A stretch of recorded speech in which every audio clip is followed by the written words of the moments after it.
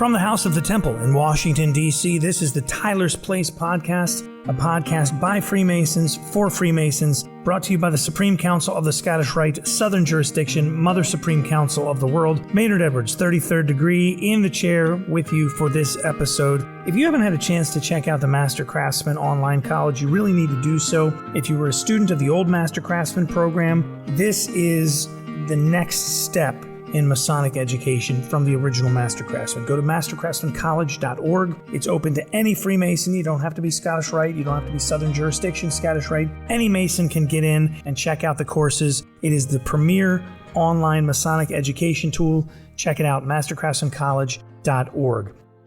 As I record this, the hype over the movie Killers of the Flower Moon has died down a little bit, though I suspect as we get closer to Oscar season, it's probably going to heat back up. The film is based on a book of the same name, and it follows the story of the Osage Indian murders that happened in the 1920s. And it's a truly tragic story, but it brought with it the birth of the Federal Bureau of Investigation, and the film itself takes a few liberties with the story. And one of those liberties takes place in a Masonic lodge when Robert De Niro's character, who declares himself a 32nd degree Mason, then proceeds to, in a Masonic lodge, as I said, spank Leonardo DiCaprio with a paddle. And this was pretty shocking to audiences and pretty shocking to any Mason who saw it, because that's not something that really happens in a Masonic lodge. So it got a lot of talk, let's say, in the YouTube video that we did on the subject, got a lot of attention. But basically, they play a little loosey-goosey with the facts in that it never really happened that manner. But it does lead us into a discussion of the fascinating history of Oklahoma, the Oklahoma Territory, the Osage Indian tribes, and Native American tribes in general being involved in Freemasonry. Joining us now to touch a little bit on the film and to talk a little bit about Oklahoma and Freemasonry is historian, author, and Freemason Honourable TS Akers, 32nd degree, KCCH. He is a member of the board of directors of the Oklahoma Historical Society. He's got a dozen Masonic Historical Society credits to his name, and he is joining us now. So, Brother Akers, we can't get into the full history of the Oklahoma Territory. It's just too much for the finite time that we have. But broad strokes, 1907, Oklahoma becomes a state. 1890, 17 years before that, it was made an official U.S. territory. And prior to that, it had been the place where the U.S. government was pushing Indian tribes to go. One of those tribes was the Osage tribe, which was the focal point of the Killers of the Flower Moon film. Jumping right into it, in 1890, when white settlers were allowed to enter the territory officially, Christian missionaries were kind of the first ones in the door. And they not only brought Christianity with them in order to convert the native tribes, but they also brought Freemasonry and fraternalism with them, but Freemasonry wasn't the biggest at that point in time. Is that correct? In Oklahoma Territory, the most popular fraternal society was the Odd Fellows, followed by the Grand Army of the Republic, and then the Masons came in third, whereas in the Indian Territory, the Masons were the most popular, followed by the Odd Fellows and the Knights of Pythias. So the Odd Fellows and the Grand Army of the Republic, which is obviously the Union Army Veterans Group, those were more popular in the North. So you see that cultural distinction there. And then, Freemasonry in Oklahoma sort of has three different influences, I guess you could say, because the first 5 lodges to be established in the Indian Territory arrived from Arkansas. That was their chartering jurisdiction. And 3 of those 5 original lodges still exist, pre-Civil War lodges. After the Civil War, Kansas established a lodge at Fort Gibson. And then Texas had this claim to far southwestern Oklahoma in what was called, they established Greer County in 1860 there. And it was a surveying error that allowed Texas to have this claim to what is today Oklahoma. So they used a bad map of 1818 to lay out the land. They had this surveying error that was committed in 1852 that they discovered they had made the error in 1857, but Texas went on ahead and lays claim to the land. This wasn't resolved until 1896, but along the way, Texas had established 2 lodges in what was then Greer County. So, and then we had 2 Grand Lodges that developed. Oklahoma Territory formed its own Grand Lodge in 1892. And that was born of the Grand Lodge of the Indian Territory. So that's sort of the uniqueness of Oklahoma's Masonic background. It really is. And you mentioned the five tribes, but there are a lot more than five tribes in the Oklahoma territory and even in the state of Oklahoma now. I think I read something like 38, 40 tribes that they count that have territories within the confines of just in Oklahoma. Yes, so there are 39 federally recognized tribes in Oklahoma today, 39 tribes that were moved here by the federal government. When I say the five tribes, I'm referring to the Muscogee Nation, of which I am a citizen, the Cherokee Nation, the Choctaw Nation, the Chickasaw Nation, and the Seminole Nation. Those would have historically been called the five civilized tribes. And today, we just call them the five tribes. A friend of mine recently referred to them as the Big Five. And I said, I kind of like that, the Big Five. So. Now, you say you're a citizen of the nation. So that means you live in that area, or you are and forgive my ignorance on this, here in the mid-Atlantic where I was born and raised, everything, it's George Washington, and then that's the end of it. But does that mean that you are a blood relative of that? You are a descendant of those tribes, or you simply live within the area where that tribe is from? So what that means, both. Yeah, well, I live in Oklahoma City, so I'm outside of the Indian Territory today, but I grew up in the Indian Territory. What that means is that I am an enrolled tribal citizen of the Muscogee Nation, and I have ancestors who were enrolled on the Dawes Rolls, which allows me to have tribal citizenship. And the Dawes Rolls were completed in the late 1800s as part of Indian allotment, Indian assimilation, and the ultimate goal there was the end of tribal entities, but that did not come about. So. Gotcha. Okay. Now I think I'm starting to wrap my head around it, but it's such a unique thing to that area of the country that folks outside of that are not necessarily going to recognize it. Now, yes, and it's a legal status is the thing to remember. There are people in this state today who will argue that being a tribal citizen or an Indian is a racial status, but it's a legal status, and it gives you specific rights and protections under treaty agreements. Understood. So how is Freemasonry? Because and this was something I've been a little bit curious about because for all of our bluster that Freemasonry is open to men of all faiths, we're kidding ourselves if we suggest that the allegories used in Freemasonry come from anything other than Judeo-Christian traditions. So as you introduce these Judeo-Christian traditions into this Native American population that wouldn't have been familiar with these things, King Solomon and all those things that are familiar to anybody who went to Sunday school, then when they become a Freemason, these are still familiar names, familiar characters. To folks who were Native Americans, specifically in the 19th century, not familiar with these types of things, how was this received? How was this, in terms of their faith, their allegories, their legend? How do those two things interplay? So, that's an interesting question. And there are men who have said that, there was this, what they've called Indian Freemasonry. And I think it's important to understand that there was no Indian Freemasonry or Masonic activity on the North American continent until European contact. And there's no way it could have been. Did societies or entities form within Indian nations for the purpose of promulgating ethics and morality? Certainly, because, that goes hand in hand with any civilization. Freemasonry, became popular amongst the tribal headmen of the five tribes in the 1830s, 1840s, as men began to convert to Christianity. That became widespread. That as the Indian nations were moved to the Indian Territory in the 1830s, there were Christian missionaries working here. Many of those men were Masons, and it was common for these tribal headmen to be. After they had converted to Christianity, it was common for these tribal headmen to become Freemasons, often on business in Washington, D.C. I think Federal Lodge Number 1 has a lot of records on as far as tribal headmen being made Masons in Washington, D.C. So. And what they found in Freemasonry really was this way to connect with the men who had influence in government, who could impact, the outcomes of life in the Indian Territory. So there was this way to connect with the white men of the day who were overseeing Indian affairs.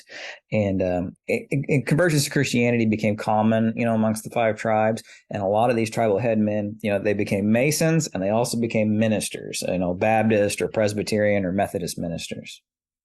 That's what was such an interesting thing to me, is that again, we're kidding ourselves if we suggest other than Freemasonry's allegories are born from something other than Judeo-Christian traditions. And this is a culture that specifically didn't have that. So the missionaries who are all Masons, so that it's sort of Christianity and Freemasonry sort of spread simultaneously in that area is kind of what you're saying. Yes, definitely. That was something that was really, was there pushback on that? Was there a fight to that? Was that accepted readily? Was it sort of a business minded thing of if we accept these things, we're going to be able to trade with these people. We're going to be able to grow with these people. If we, sort of speak the same language and have the same ideals culturally, if you will. So, in the 5 tribes and the Muscogee Nation and the Cherokee Nation in particular, there was sort of this division, 2 different factions. And that faction was really, you had the mixed bloods, like my family, who had, we had Scottish ancestry, a Scotsman married into the Muscogee Nation, and that's how we came about. So you had these mixed bloods, and then you had the full bloods. And in the Muscogee Nation in particular, our tribe was divided between the Upper Creeks and the Lower Creeks.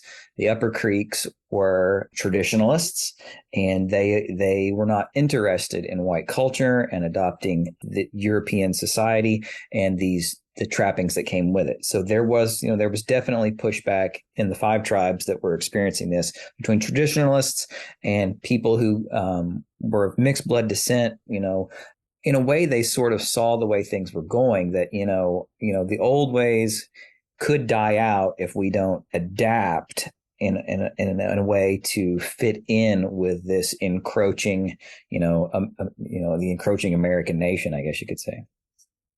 So if we fast forward to 2023, is there pushback from the Native American population now against things like Freemasonry? Is there pushback on that, or has it just, sort of assimilated to be this is just what's there?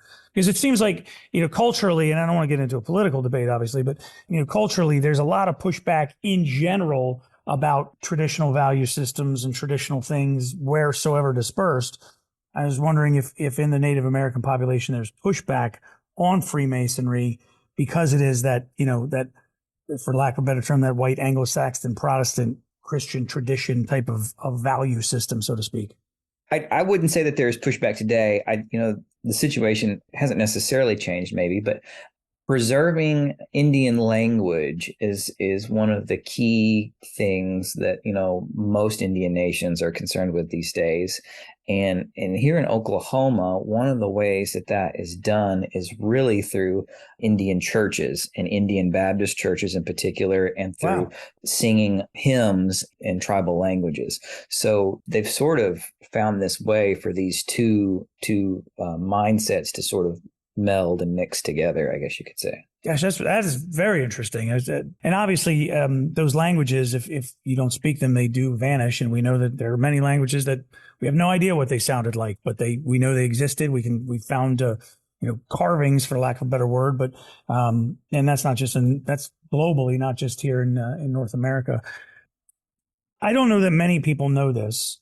Outside of Oklahoma or outside of my office where we kind of look at these things. But Guthrie, Oklahoma, McAlester, Oklahoma in general has long been a hotbed of sort of Scottish Rite activity, of Masonic activity. I know men whose, one of my best buddies, his grandfather was born and raised in Baltimore, but worked on the railroads, got his Scottish Rite degrees in McAlester, Oklahoma in the late 50s. And it is still one of the most active Masonic areas in terms of Scottish Rite Masonry in the entire country. So what is it about those? I mean, because McAlester is a pretty small town, and Guthrie's, it's close to Oklahoma City, but it's not that close. And so how is it that these small areas have become such hotbeds of Masonic activity, if you will?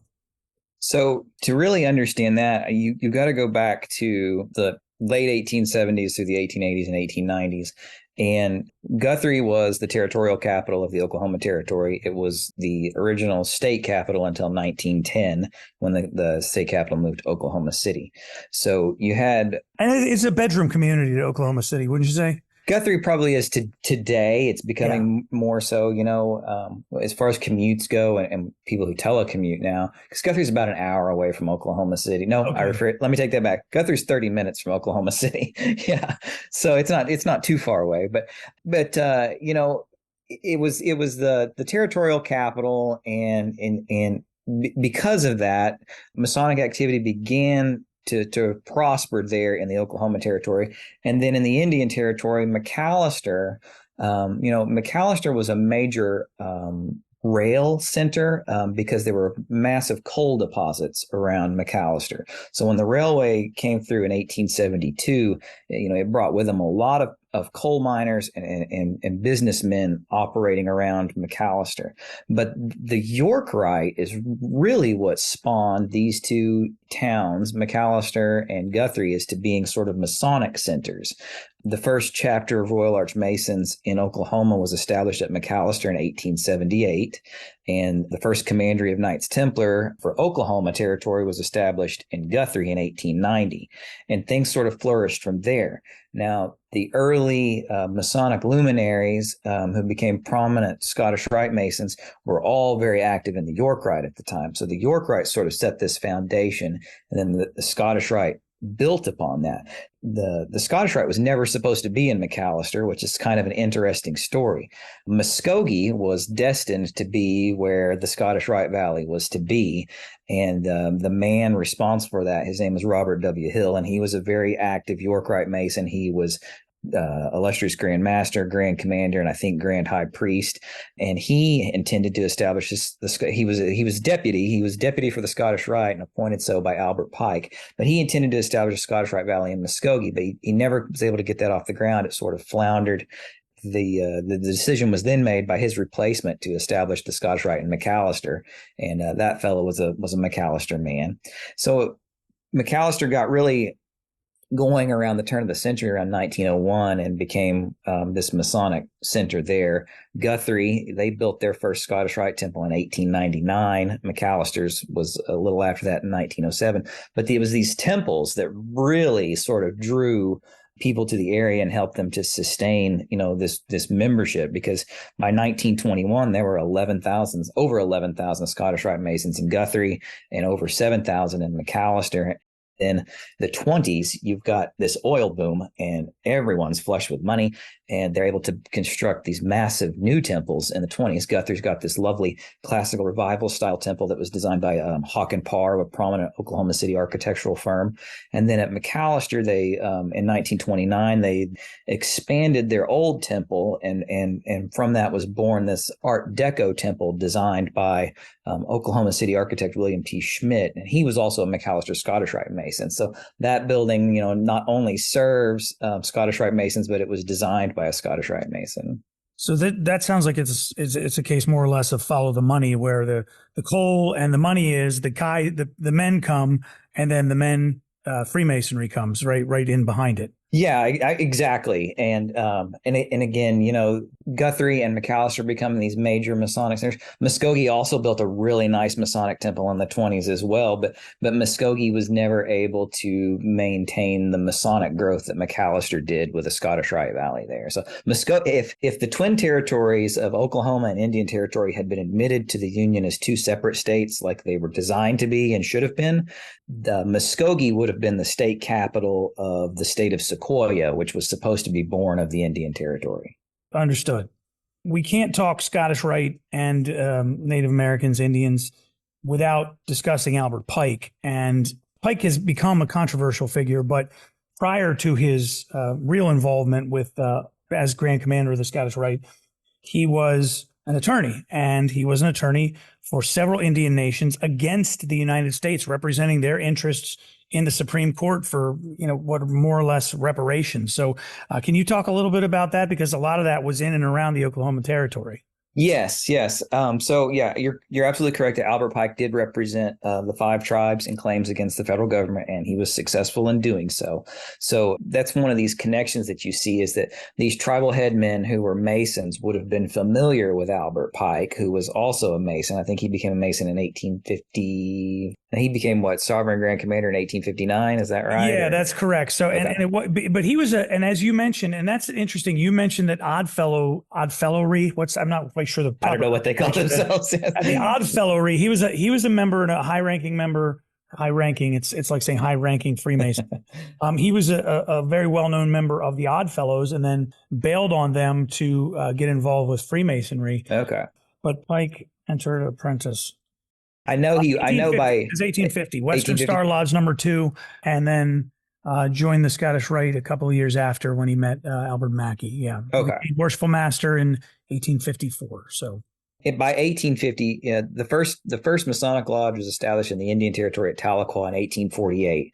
And, Pike being a Mason in 1850, these men would have known each other, and, they would have had this common bond with Albert Pike. So, in 1861, the federal government withdraws from the Indian Territory. At the outbreak of the Civil War, the federal government abandons the Indian Territory. And in doing so, they close all the posts, they take all their troops with them, they leave all of their equipment behind, and they stop making treaty payments to the five tribes that were due. When they left, white men from Texas troops, I guess you could say, or should say, come up and start moving into the region and taking over these posts. And the five tribes see these men coming, and they're Texans at that time probably, in 1824, when Fort Towson was established, the post commander at Fort Towson, the post was established to protect the Choctaws from Texans just over the Red River. And the post commander once said Texans are the very worst kind of people. So they didn't have this good viewpoint, this good outlook on these Texans coming up and moving into the Indian Territory after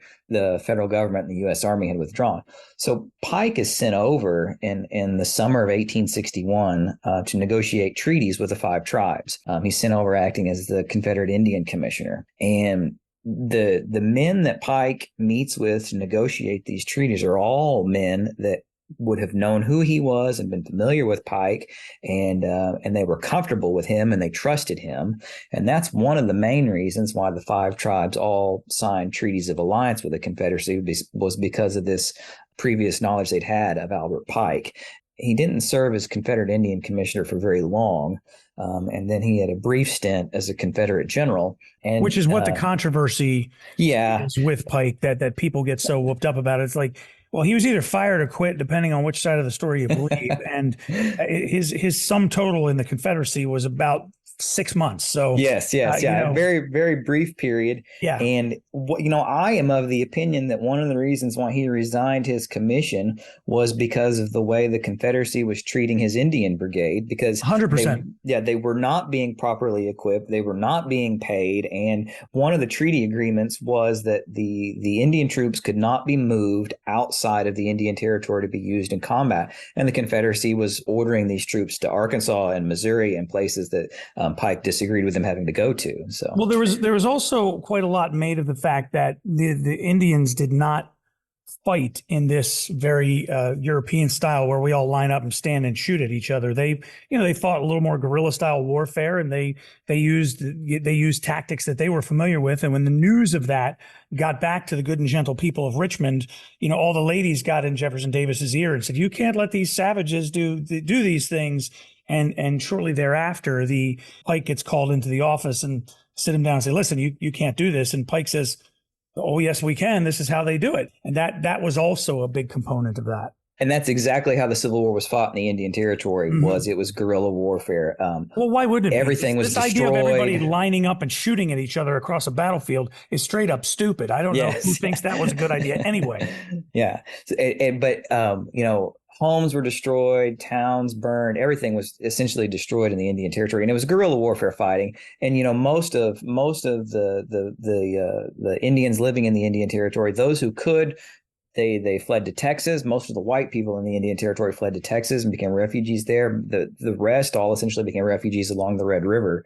But But yeah, I mean, it was a devastating warfare, but that was the style of action that the Indians were suited for, and it worked well in the Indian Territory. Now, something to note here is, a number of the officers of Pike's Indian Brigade were also either Freemasons during the Civil War, or became Freemasons afterwards. So there's this large number of Masons fighting for the Confederacy in the Indian Brigade in particular.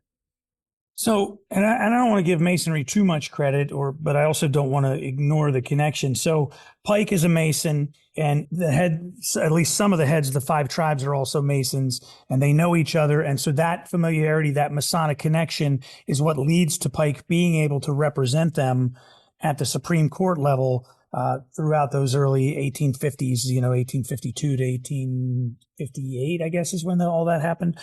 So is it fair to say that those Masonic connections are really what led to that level of trust and allowing them to engage him as their attorney? I would think so, and particularly because, again, the men of the 5 tribes were attracted to Freemasonry because there was that level of connection, and they knew that they would be able to interact with the men who had the potential to influence government affairs. Yes. Yeah, and I say I don't want to give Freemasonry too much credit. I think we get very romantic about the fraternity, and there's that, oh well, Churchill and Roosevelt were able to work together so well because they were Masonic brothers. That sounds nice and it sounds very romantic. I'm not sure it's all that accurate, because these are 2 men who were, for all intent and purposes, leaders of the free world during the Second World War. I don't know that their secret handshake had a whole lot of influence over anything that they decided. No, and I think you're absolutely, and you even saw that in the Indian Nations, because John Ross is chief of the Cherokees, and he reluctantly signs this treaty with the Confederacy, and then by 1862 has withdrawn his support, and is now the majority of the Cherokee Nation has sided with the Federal Army and the Union. But Stan Wadey is also a Mason, and he is aligned with the Confederacy, and Stan Wadey burns John Ross's house to the ground. So again, let's be clear. I think Masonic ties and Masonic friendships are one thing, but it has its breaking point, obviously. Yes. But at the same time, I do want to give a little bit of credit to the idea that if these were men that were associated with each other through Masonry, because maybe they'd sat in the same lodges or knew the same handfuls of people, those are certainly Masonic connections that could be created. And if you know somebody, you're obviously going to trust them a little bit more than, and not for nothing, but it wasn't like there were people with billboards up like there are today, or you dial 1-800 help us in the Supreme Court or anything like that. Lawyers didn't advertise, so if you needed a lawyer, it would have likely been someone that you knew, and if these guys knew each other, then there's your connection, and somebody gets hired. That was how it was done. So yes. Like I said, I don't want to romanticize it, because I know we have a habit of doing that. And it's just, there's not a lot of truth to that sometimes. Let's talk about the, I call it somewhat unfortunate scene, because I don't know that it was necessary, and it certainly wasn't accurate in terms of Killing of the Flower Moon. And there's a scene where Bill Hale, played by Robert De Niro, brings Leonardo DiCaprio's character into the lodge. It's very clearly a Masonic lodge, and spanks him with a Masonic paddle. Now, I have been told there are such things as Masonic paddles, but it's generally not used in any ritual that I'm aware of. First, let's start with, we do know Bill Hale was a Mason and was a Scottish Rite Mason. I've looked up, we've found his record. Have you found his local records there in McAlester? Yes, yeah. So, William Hale, he became a member of Grey Horse Lodge number 124 at Fairfax in 1907. It doesn't look like he was a particularly active Mason. He didn't hold any lodges or anything like that. They, of course, expelled him in 1926 after his initial conviction, which I think was overturned because it was in the wrong venue. Mm-hmm. But in the book, I've met David Grant. He came and spoke in Oklahoma City a few years ago, but he makes, this passing reference to Hale wearing a Masonic pin to sort of add this level that's of. It. Yeah, and I know why they did that, because it gives this sense that he is an important person in the community, and in the film they could have done that, but it might have not had the same effect. So that one scene in particular, I think, was really there to just sort of establish this. Hale's a prominent citizen in the community because he's a Mason, et cetera, et cetera. At the end of the movie, I told my wife, I said, that was one unremarkable scene, in this 3.5 hour film, which is an American epic. And I said, I don't, by the end of the movie, I'd nearly forgotten about that scene. So it wasn't that important in all. But the other thing that I think is kind of glossed over maybe in the film and in the book, we know Hale was a Mason, but there were other Masons there in Fairfax who were involved in all of this. Scott S. Mathis, who operated the Big Hill Trading Company there, he had 9 guardianships, and 7 of his wards ended up being killed. And he became a member at Grey Horse Lodge in 1905 and was the lodge secretary briefly. And he's sort of in the film because he also, I think, worked as the undertaker there. So there's this scene where they're in that store and one of the deceased is in that coffin over there. And that fellow represents Scott S. Mathis. I don't think that's what he's called in the film, but and then, also in the film, you see this other fellow named Pitts Beatty, who was, I want to say, the guardian of Molly Burkhart. And he had eight guardianships as well, and 2 of them were killed. And he was also a Mason there in Fairfax, and Guthrie Scottish Rite, and had received the Knight Commander of the Court of Honor at Guthrie. Well, and then the Shawn brothers, the doctors in the film, I want to say they were also, I know one of them, David A. Shawn, was a Mason, and the 2 did everything together. So they were both likely Masons. I haven't had an opportunity to pull their records.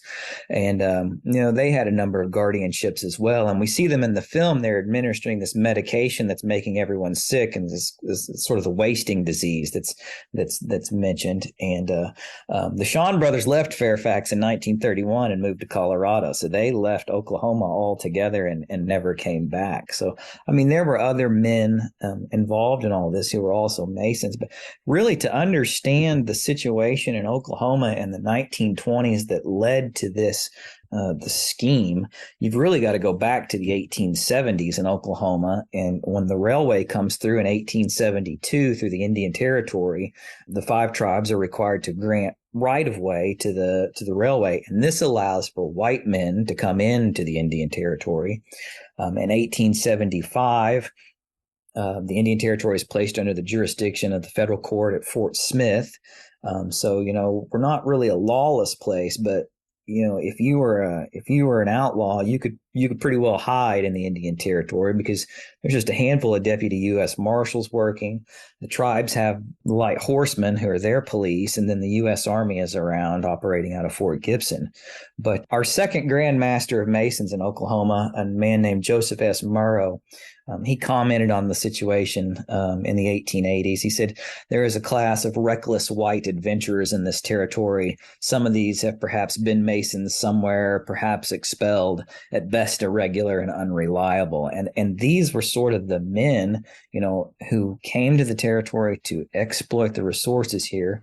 The Indians were given this land because it was thought to be worthless, but it turns out there's timber, there's coal, and there's oil.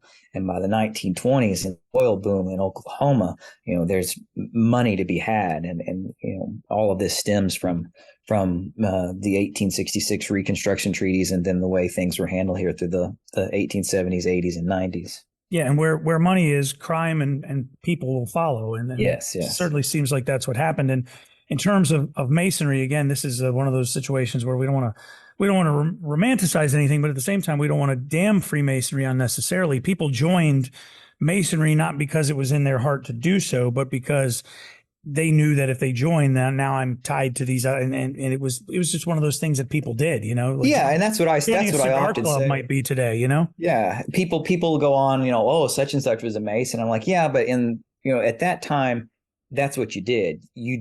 Everyone joined an organization. It might not have been the Masons. It might have been the Knights of Pythias or something else, but you joined these societies, and that's what everyone did. And he joined those, a lot of these men joined these societies for connections. It was not that they were not that they really took the tenets of Freemasonry or whatever organization it was to heart. And in fact, some will say, they might have been a Mason on paper, but they weren't a Mason in their heart. And I think that's what we see, particularly in William Hale and some of these other men, through that period. So I definitely like that statement here, Mason on paper, not in his heart. But and Brent Morris used to tell me that if you're trying to understand the differences between Masonry and the Oddfellows and Knights of Pythias, if you wanted to join a fraternity and you had a little bit of money and you were doing okay in life, you would join the Masons. If you wanted to join a fraternity and you were not quite as well off, maybe a little more blue collar, you join the Oddfellows. And if you were mostly broke and you wanted to join a fraternity, you became a Knights of Pythias. And that was the basic breakdown of those three things. I just wish that every once in a while, when Robert De Niro is doing something and it's the bad guys, could you mention the Knights of Pythias instead of the Masons?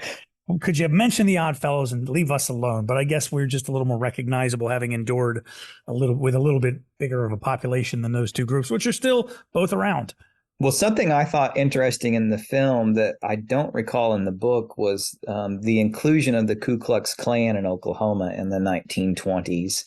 And I don't recall that in the book. I read the book. I will say I like the story. I found the book to be a challenging read. It reads a lot like a textbook as opposed to, a novelization, which I understand. It's a serious story. It needs to be taken seriously, but it's sort of billed almost like it's a novel. And then you read it and it's like, wow, this is well, there's the Klan appears in the film, and in one scene in the film, Molly is, all of these murders are going on and she's asking for help. And she says to Ernest, well, can Pitts Beatty, who is her guardian, says, can Pitts Clan help us? And, in the 1920s in Oklahoma, the Klan had its hands in every level of government and really had a lot of power here.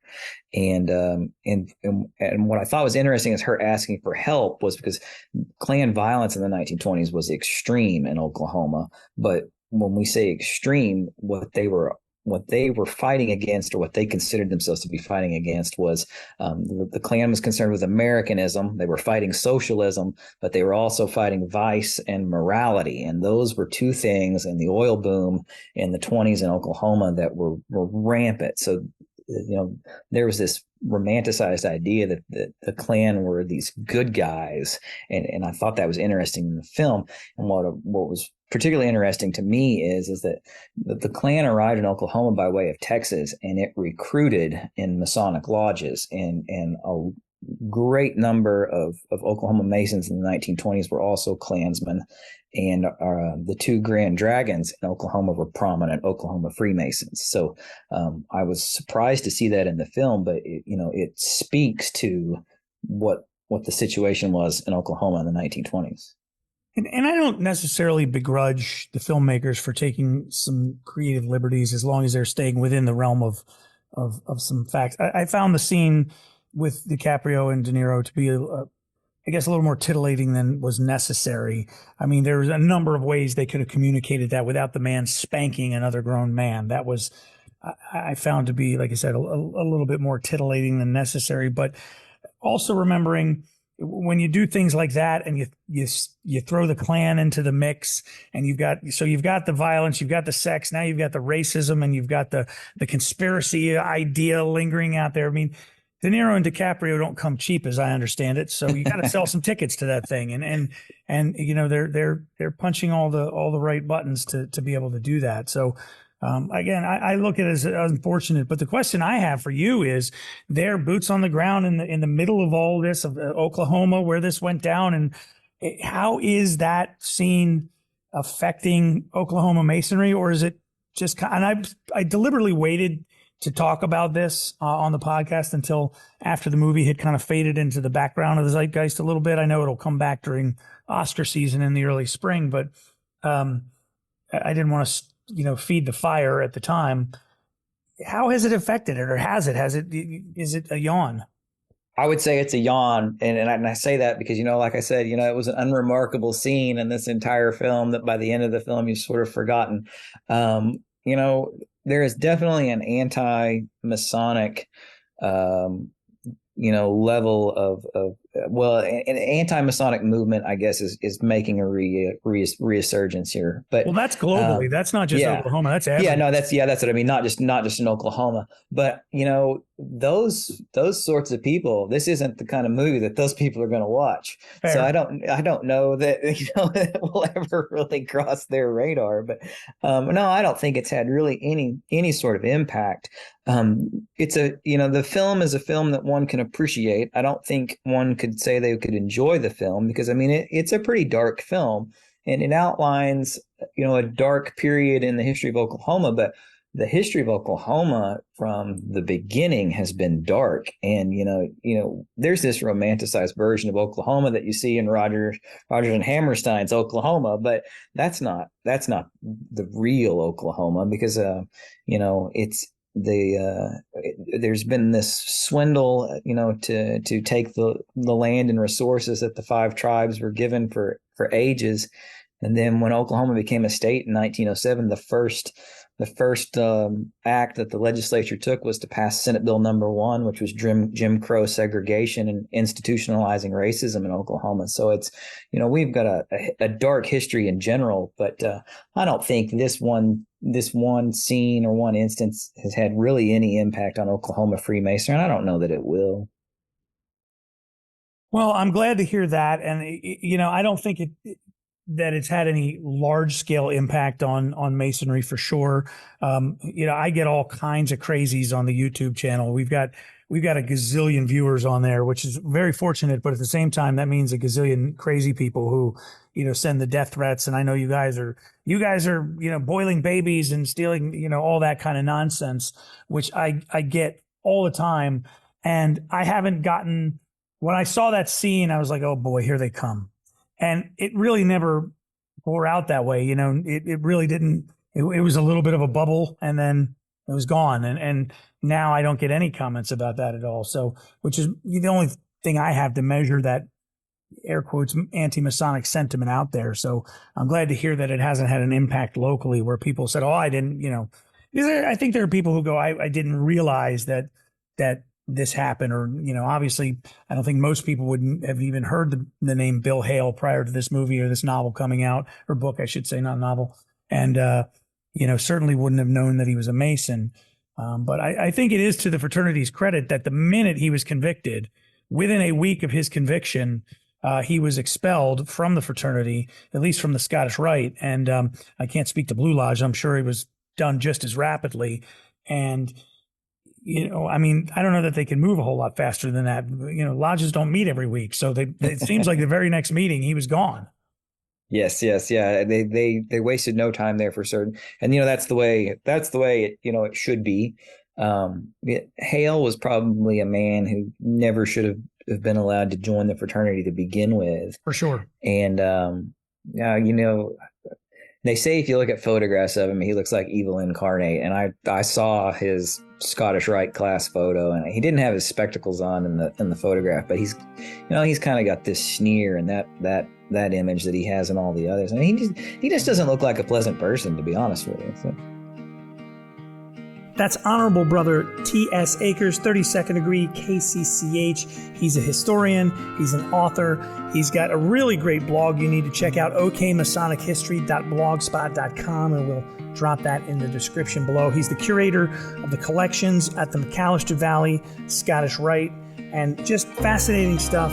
And I really, really appreciated him joining us and separating the fact from the fiction on the story we found in Killers of the Flower Moon, but also sharing fascinating history of Oklahoma, the Oklahoma Territory, and Freemasonry throughout the Native American population in the area. It's fascinating stuff. I really suggest you check out his blog because it's a lot of fun to read and to get all of that information. And there's some great photos of the old Scottish Rite building in McAlester and all those kinds of things. So do check that out. Again, we'll put the link in the descriptions. That's going to wrap it up for this episode of the Tyler's Place podcast. I'm Maynard Edwards, 32nd degree. Thanks for joining us. I'll catch you next time here on the Tyler's Place.